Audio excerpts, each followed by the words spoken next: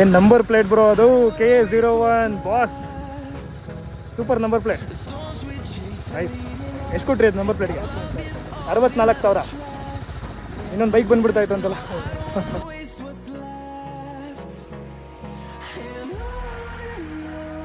The road here is so good. It's a nice experience for all the riders. Excellent, ಮಜಾ ಬಂತಲ್ವಾ? ಮಜಾ ಬಂತು.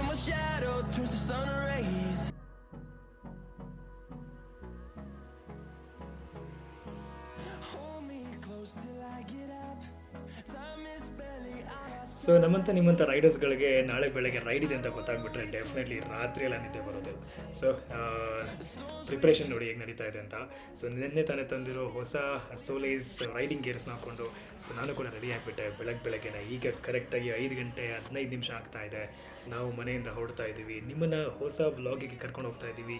ಎಲ್ಲಿಗೆ ಹೋಗ್ತಾ ಇದ್ದೀವಪ್ಪ ಅಂತಂದರೆ ಒಂದು ಹಿಸ್ಟಾರಿಕಲ್ ಪ್ಲೇಸ್. ಸೊ ಬೆಳಗ್ಗೆನೆ ಅಮ್ಮನವ್ರ ಆಶೀರ್ವಾದ ತೊಗೊಂಡು ಮನೆಯಿಂದ 5 ಶುರು ಮಾಡೋಣ ನಮ್ಮ ಇವತ್ತಿನ ವ್ಲಾಗ್. ನಾವು ಹೋಗ್ತಾ ಇದ್ದೀವಿ ಪೆನುಕೊಂಡ ಫೋರ್ಟ್, ಒಂದು ಹಿಸ್ಟಾರಿಕಲ್ ಪ್ಲೇಸ್ಗೆ. ಸೊ ಇದೆಲ್ಲ ಸಾಧ್ಯ ಆಗ್ತಿರೋದು ನಿಮ್ಮ ಸಪೋರ್ಟಿಂದಾನೆ. Definitely thank you so much for your support. ನಮ್ಮ ಚಾನಲಿಗೆ ಆಲ್ರೆಡಿ 100 ಸಬ್ಸ್ಕ್ರೈಬರ್ ಕ್ರಾಸ್ ಆಗಿದೆ. So please do share, hit the subscribe button, like ಮಾಡಿ, ಕಮೆಂಟ್ಸ್ ಮಾಡಿ, ಶೇರ್ ಮಾಡಿ. ಸೊ ನಿಮ್ಮ ಪ್ರೀತಿನೇ ನಮಗೆ ಡೆಫಿನೆಟ್ಲಿ ಒಂದು ಎನರ್ಜಿ.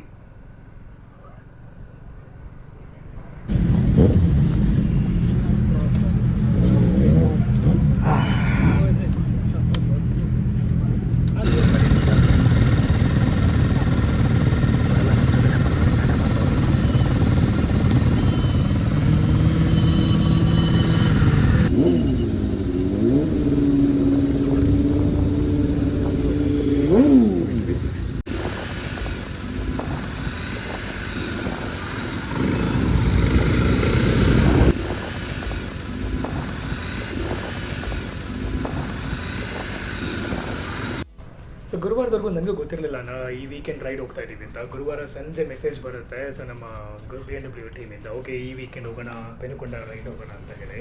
ಸೊ ನಾನು ಕೂಡ ಫಸ್ಟ್ ರೈಡ್ ಹೋಗಂತೂ ಡೆಫಿನೆಟ್ಲಿ ಎಕ್ಸೈಟ್ಮೆಂಟ್ ಜಾಸ್ತಿನೇ ಇತ್ತು. ಯಾಕಂದರೆ ಗಾಡಿ ತೊಗೊಂಡು ಇನ್ನೂ 8 ದಿನ ಅಷ್ಟೇ ಆಗಿರೋದು. ಮತ್ತು ಅಷ್ಟಲ್ಲದೆ ಗಾಡಿ ಓಡಿರೋದೆ ಬರೀ 200 ಕಿಲೋಮೀಟರ್. ಸೊ ಹೊಸ ರೈಡರ್, ಹೊಸ ಗಾಡಿ, ಇನ್ನೂ ಫಸ್ಟ್ ಸರ್ವಿಸ್ ಕೂಡ ಆಗಿಲ್ಲ. So 300 kilometre up and down. ಮತ್ತು ನನ್ನ ಜೊತೆ ಬರ್ತಾರೋ ಗಾಡಿಗಳ ನೋಡಿ ಹೋಗ್ತಾ ಇದ್ದಾರೆ ಅಂದರೆ ಹೇಗೆ ನುಗ್ತಿದ್ದಾರೆ ಅಂದರೆ minimum 310 cc all the way to 1800 cc ವೆಹಿಕಲ್ಗಳ ಜೊತೆಲಿ ಬಂದಿದ್ದಾವೆ. ಸೊ ಅವ್ರನ್ನಂತೂ ಕ್ಯಾಚಪ್ ಮಾಡೋಕ್ಕಂತೂ ಆಗೋದೇ ಇಲ್ಲ ಡೆಫಿನೆಟ್ಲಿ. ನೀವೇನಾದರೂ ಫ್ರೀ ಇದ್ದೀರಾ ವೀಕೆಂಡಲ್ಲಿ ಅಂತಂದರೆ ಎಕ್ಸಾಕ್ಟ್ಲಿ ದೇವನಹಳ್ಳಿ ಏರ್ಪೋರ್ಟ್ ರೋಡು ಮತ್ತು ಈ ಹೈದರಾಬಾದ್ ಹೈವೇ ಕಡೆ ಬಂದರೆ ಎಂತೆಂಥ ಪ್ರೀಮಿಯಂ ವೆಹಿಕಲ್ಗಳು ಬಂದಿರುತ್ತಪ್ಪ ಅಂದರೆ ಒಂದು 16 lakhs ಹಿಡಿದು ಆಲ್ಮೋಸ್ಟ್ ಒಂದು 30 ಲಕ್ಷ 40 ಲಕ್ಷ ಗಾಡಿಗಳು ಕೂಡ ಬರುತ್ತೆ. ನೋಡೋದಕ್ಕೆ ಕಣ್ಣಿಗೆ ಒಂದು ಹಬ್ಬ ಅಂತಲೇ ಹೇಳ್ಬೋದು, ರೈಟ್? ಸೊ ಇಲ್ಲಿಂದ exactly 3 hours of one side journey ಇರುತ್ತೆ. ಸೊ ಮಧ್ಯದಲ್ಲಿ ನಾವು ಬ್ರೇಕ್ಫಾಸ್ಟ್ಗೆ ನಿಲ್ಲಿಸ್ತೀವಿ. ಸಮರಾಸ್ ವೆಜ್ ಅಂತ ಅಂದ್ಬಿಟ್ಟು ಸಮಯ ನಿಯರ್ ಬೈ ಪೆನುಕೊಂಡಾಗ ಸ್ವಲ್ಪ ಹತ್ರದಲ್ಲೇ 28 ಕಿಲೋಮೀಟರ್ಸ್ ಬಿಫೋರ್ ಸಿಗುತ್ತೆ. ರೋಡು ಮತ್ತು ಲೊಕೇಶನ್ನು ಡೆಫಿನೆಟ್ಲಿ ನೀವು ಮೆಸ್ಮರೈಸ್ ಆಗ್ತೀರಾ, ಎಷ್ಟು ಖುಷಿ ಪಡ್ತೀರಾ ಅಂದರೆ ಈಗ ಈ ರೋಡಲ್ಲಿ ಗಾಡಿ ಓಡಿಸೋದಂದರೆ ಅದ್ರ ಎಂಜಾಯ್ಮೆಂಟಾಗಿ ಬೇರೆ. ಓಕೆ,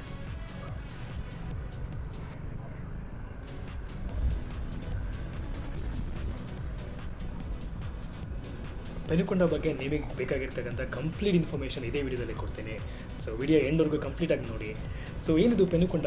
ಪೆನು ಅಂದರೆ ದೊಡ್ಡದಾದಂಥ, ಅಂದರೆ ಹ್ಯೂಜ್, ಕೊಂಡ ಅಂದರೆ ರಾಕ್, ದೊಡ್ಡದಾಗಿರ್ತಕ್ಕಂಥ ಒಂದು ಬೆಟ್ಟ ಅಷ್ಟೇ ಜನರಲಾಗಿ ಹೇಳ್ಬೇಕಂದ್ರೆ.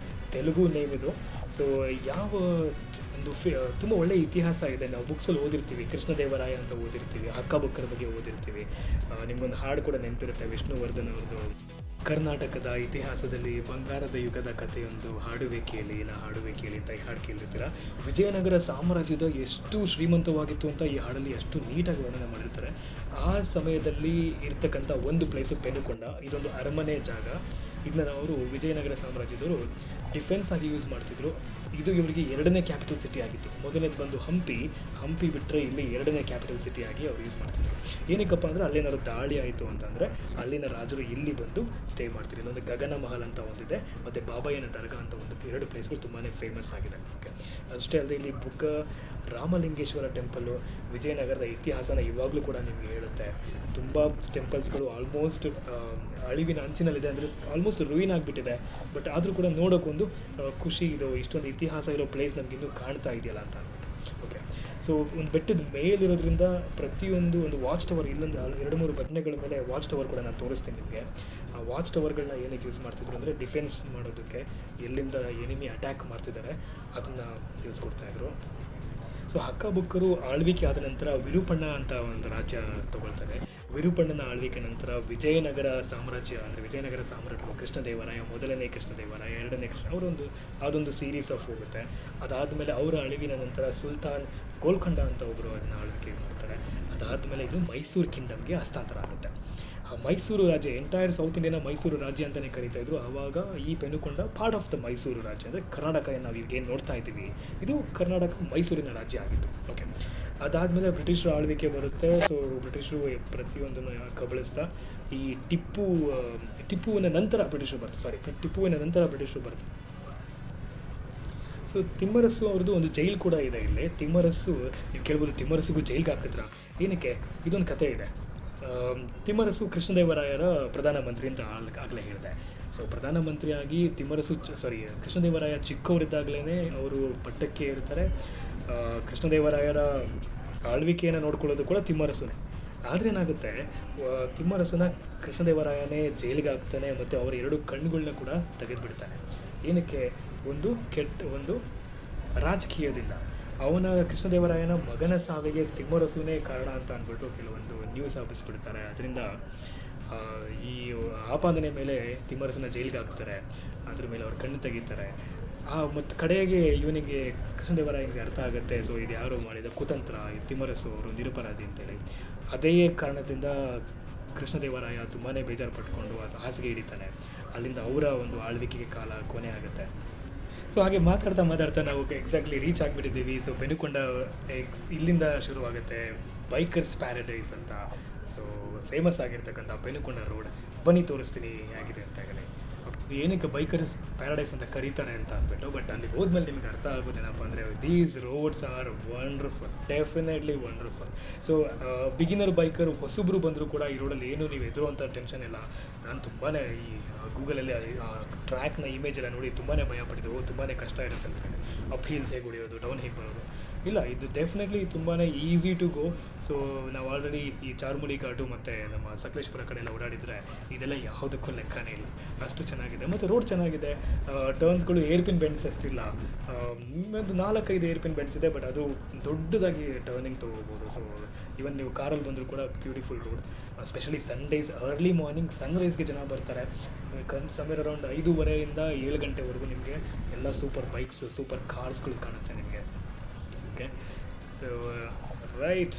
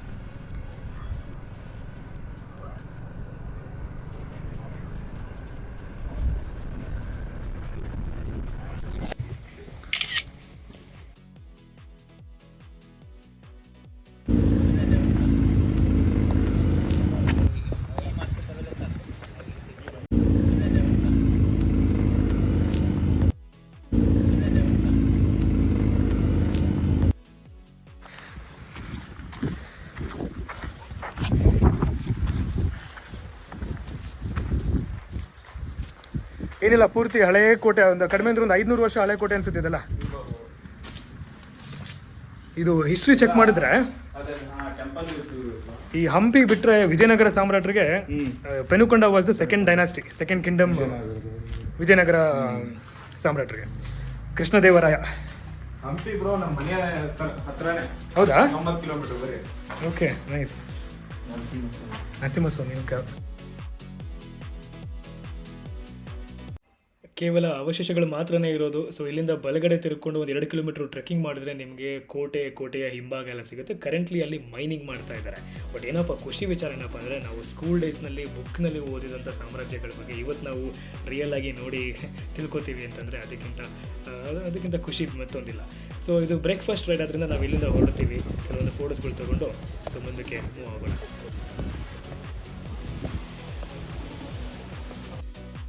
ಸೊ ಒಂದರಿಂದ ಒಂದು ಬೈಕು ಒಳ್ಳೆ ಇರುವೆಗಳ ಥರ ಸಾಲಾಗಿ ಹೋಗ್ತಾ ಇದ್ರೆ ನೋಡೋದಕ್ಕೆ ಮಜಾನೇ ಬೇರೆ.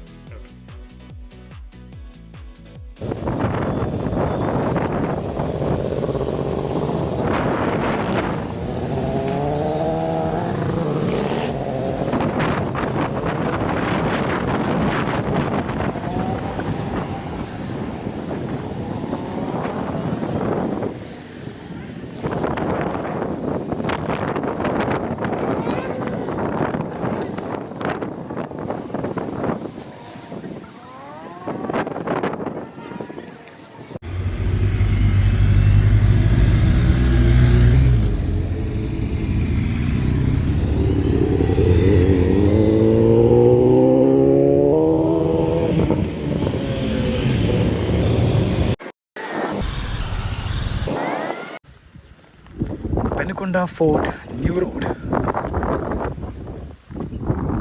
This is our GS BMW 310 on tour Penukonda Hill. ಏನು ನಂಬರ್ ಪ್ಲೇಟ್ ಬ್ರೋ, ಅದು KA01 boss, super number plate, nice. ಎಷ್ಟು ಕೊಟ್ರಿ ಅದು ನಂಬರ್ ಪ್ಲೇಟ್ಗೆ? 64,000. ಇನ್ನೊಂದು ಬೈಕ್ ಬಂದ್ಬಿಡ್ತಾ ಇತ್ತು ಅಂತಲ್ಲ. Okay, let's go. ಸೊ ಅಪ್ಪೀಲ್ ಬರುವಾಗ ಎಷ್ಟು ಮಜಾ ಇತ್ತು, ಅದಕ್ಕಿಂತ ಜಾಸ್ತಿ ಮಜಾ ನಿಮಗೆ ಟೌನಿಗೆ ಹೋಗಿ ಸಿಗುತ್ತೆ. ಸೊ ಏನು ಅಷ್ಟೊಂದು ಎದುರುವಂಥದ್ದೇನಿಲ್ಲ, ಆರಾಮಾಗಿ ಹಾಯಾಗಿ ನಿಧಾನವಾಗಿ ಖುಷಿಯಾಗಿ ಬರ್ಬೋದು. ಸೊ ಏರ್ಪಿನ್ ಬೆಂಡ್ಸ್ಗಳು ಸ್ವಲ್ಪ ಕೇರ್ಫುಲ್ ಆಗಿರಿ. So have a presence of mind ಅಷ್ಟೇ.